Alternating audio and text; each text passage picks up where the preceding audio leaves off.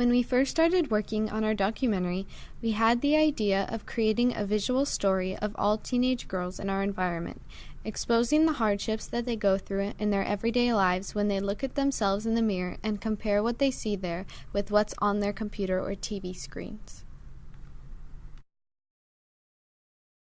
So, are you happy with your body right now? I think I can honestly say that I am happy with my body right now. Yeah, I'm content with myself. I am freaking overjoyed. Yes, I am. I'm enjoying my body. You know, I am actually really confident in my body. I feel like a lot of girls my age aren't that confident in their bodies. I just accept I was built this way.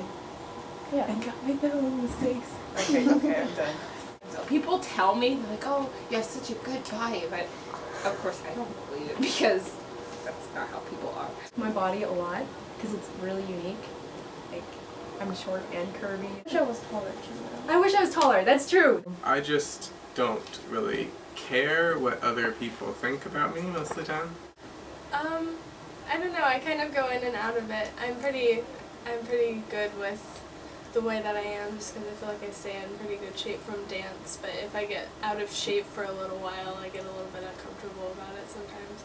A lot of people, like my height, would say, "Oh, I wish I was taller," and some people just kind of strange people would be, "I wish I was shorter." I'm quite happy with myself. Yeah, in all honesty, there are some people that's like you walk by them and you're just like, you know, you have the less fortunate end of the stick on looks. When I look in the mirror, I don't see myself probably the way that you see me. But we don't ever see ourselves the way that other people see us, who truly see us. Focusing more on what you find attractive. I don't know how to answer that. Emma Watson's beautiful. She's Yeah, Zac Efron. He's a cutie. Oh yeah, every time I see Zac Efron, I'm like, why can't he marry me? Bradley Cooper. Kim Kardashian.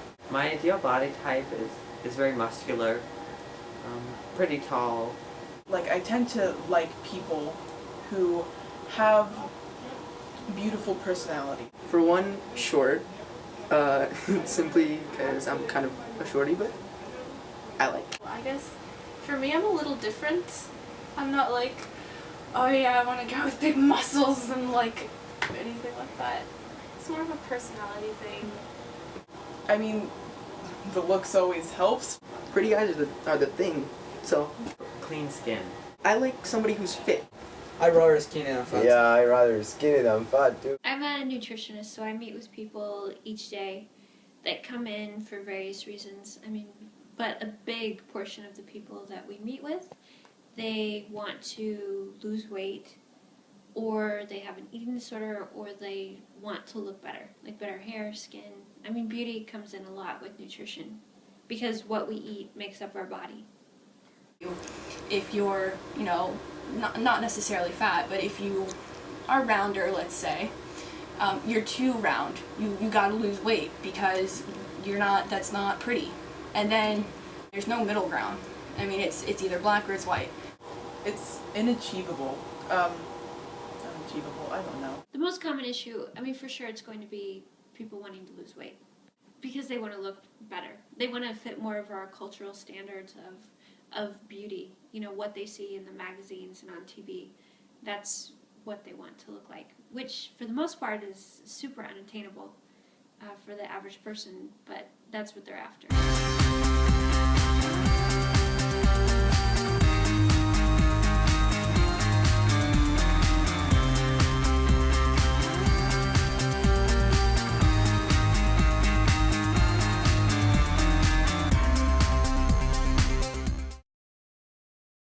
I think I'd have to look on my computer, but I think it's about 85% of models meet the criteria for anorexia. So the images that we see aren't accurate. It gives women and girls, and men too, just the impression that they have to be unhealthy to look good. And it hits so close to home for a lot of girls nowadays. It's insane how close you can get. to someone or even yourself. It's like 95 to 98% of the people that diet gain back the weight that they've lost and then some. So the model that we typically use for dieting is a setup for failure. Do you know anyone that has an eating disorder or body image issue? Yes, very many people.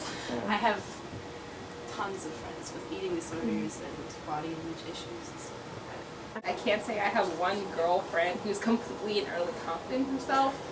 It's just how girls are. Other than that, I don't know anybody who really hates themselves. At least I don't. I hope I don't. A report from 100 million dieters in 2012 stated that the dieting industry was worth over $20 billion, and 85% of the dieters were female, and the numbers just keep growing. 10 million people have eating disorders, and 40% of teenagers have unhealthy eating behaviors. 90% of teenage girls want to change at least one thing about their body. Young girls are more afraid of being fat than nuclear war or cancer. 8 out of 10 women aren't happy with what they see in the mirror, and the media's current ideal body size is achieved by less than 5% of all women. In your lifetime, 500,000 people will die from eating disorders. The more reality television shows girls watch, the more they feel the need to be perfect. 30% of teenagers would even go as far as considering plastic surgery. 30% of teenagers have also been on a diet in the last 6 months.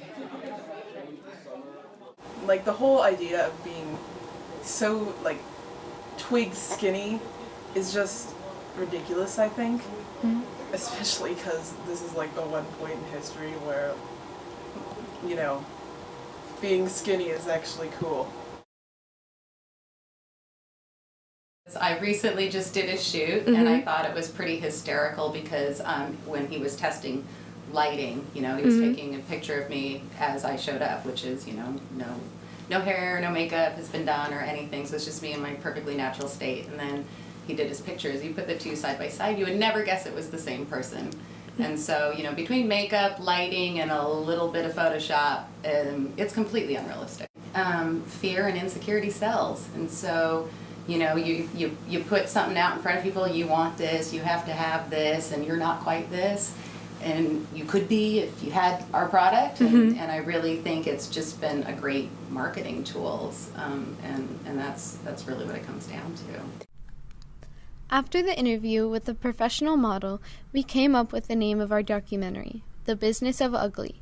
We realized that the perfect picture of what we're supposed to look like isn't real, and that the whole beauty business is an ugly game centered around money and not our own beauty. By the end of filming, we had all come to the same conclusion, that no matter where you're from or what you look like, we are all in the business, and the only way of getting out is to stop relying on media to tell you what's beautiful, and instead find satisfaction inside of ourselves.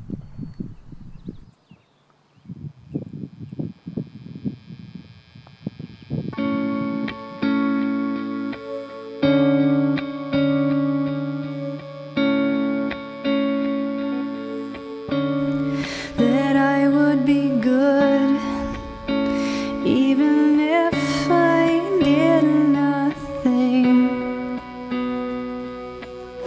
The most perfect people That are I would the be most good, even if I got the thumbs down.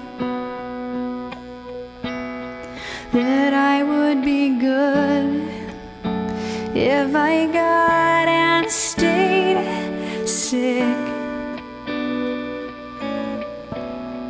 That I would be good even if I gained 10 pounds. That I would be fine